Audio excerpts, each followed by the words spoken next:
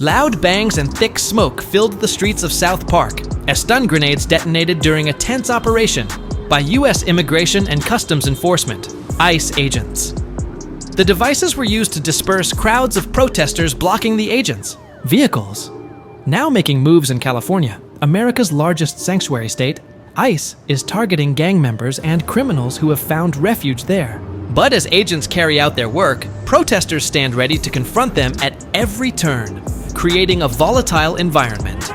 This clash is intensifying now that the Trump administration has declared many California counties in violation of federal law, turning these sanctuary cities into new battlegrounds in the nation's immigration enforcement efforts.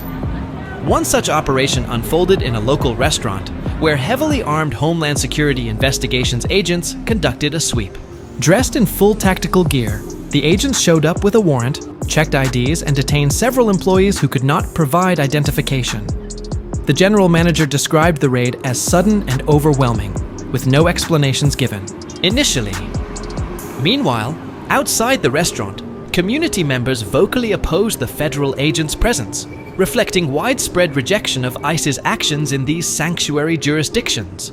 This pushback highlights a growing divide between local communities that view immigrants as neighbors and federal authorities aiming to enforce immigration laws. California is home to nearly 2 million undocumented immigrants, making it a prime focus for ICE and a haven for gangs like MS-13 and Trenda Aragua. These violent groups often hide in plain sight, putting local communities at risk and fueling concerns about crime infiltrating neighborhoods.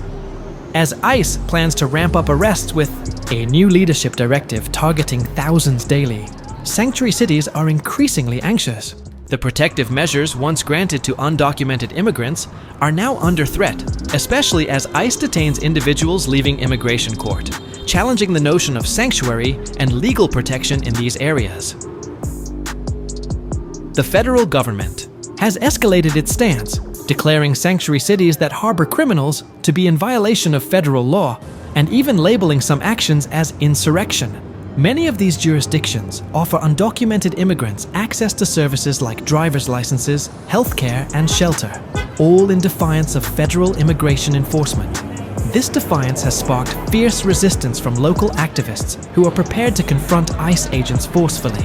Videos show agents encircled by protesters, needing stun grenades to escape, highlighting the dangerous and chaotic nature of these confrontations and raising questions about public safety for all involved. Despite claims by activists that they protect hard-working immigrants, critics argue these efforts hinder law enforcement from detaining dangerous criminals living illegally in the country. ICE is often forced to conduct raids at workplaces and public venues because local authorities, restricted by sanctuary policies, do not assist in immigration enforcement. This creates tension, as many undocumented immigrants who are involved in criminal activity continue to evade justice. While activists focus on opposing ICE, there remains little attention paid to victims of crime committed by these individuals, or to communities burdened by the consequences. The situation in sanctuary cities thus remains a contentious flashpoint in America's ongoing debate over immigration, law enforcement, and public safety.